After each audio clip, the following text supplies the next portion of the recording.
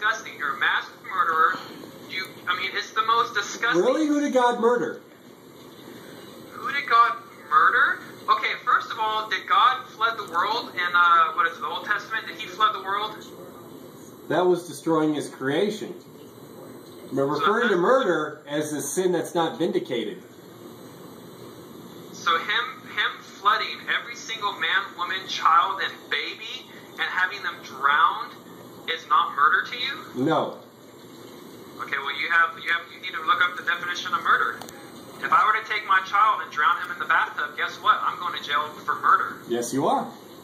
So if God floods the entire world and drowns us all, that's murder. No, it's not. That's him destroying his creation. So I created my son. Wouldn't it be his name? God created us, he has the right to destroy us? God created your son. God created yes. my son too, Brandon. So I created my son. I have the right to destroy him? No, God created your son. Holy shit. I need to get a DNA test then because I'm pretty sure that... She cheated on you with God. I knew it. I'm pretty sure I'm the father. I'm not referring to your nitrogen bases and your deoxyribonucleic acid. I'm talking about the actual miracle that protein synthesis exists in the DNA, how it actually happens.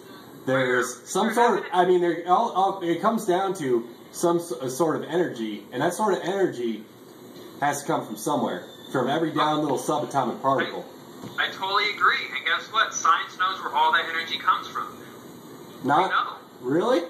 Really?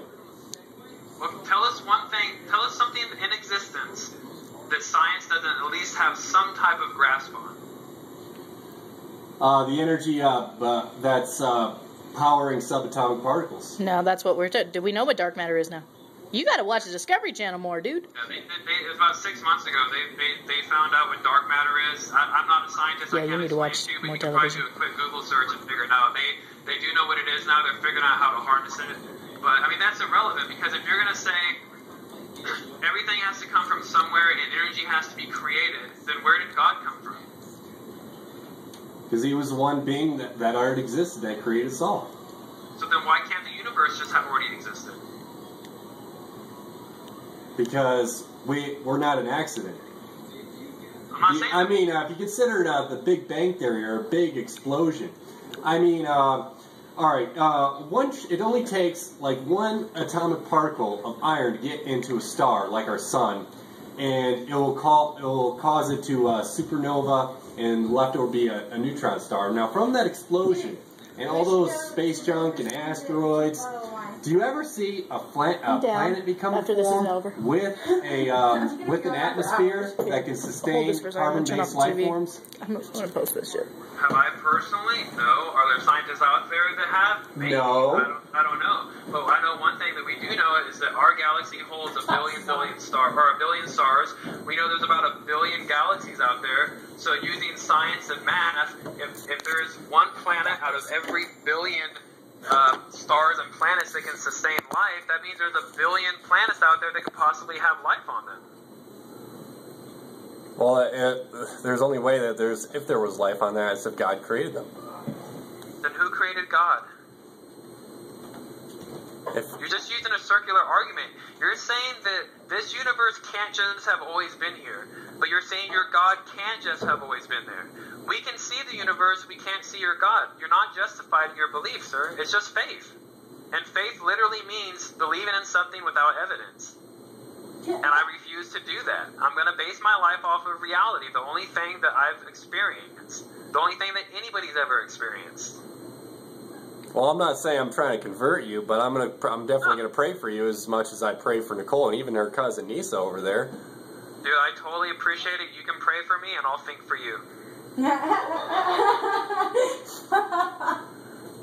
go ahead and put Nicole back on. My dad's trying to call me for a Skype. He lives in the Philippines. I want to Skype with him. She's on the toilet. She's peeing, Brandon. Alright, hey, I'm gonna tell her that I'll hit her up later. We could try to play out that game, but I got to Skype with my dad. He's calling from the Philippines. Okay, have fun. Alright, see you later. Alright, later. Bye.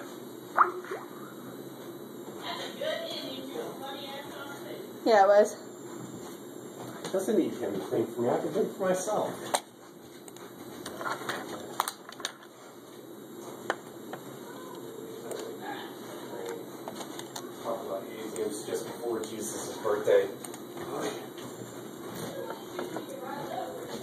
Well, no, it just is like it's Christ. We're supposed to be celebrating Christ's birth tomorrow, and man, and I hear the atheism being talked to in here. Man, you're going to cause some bad vibes.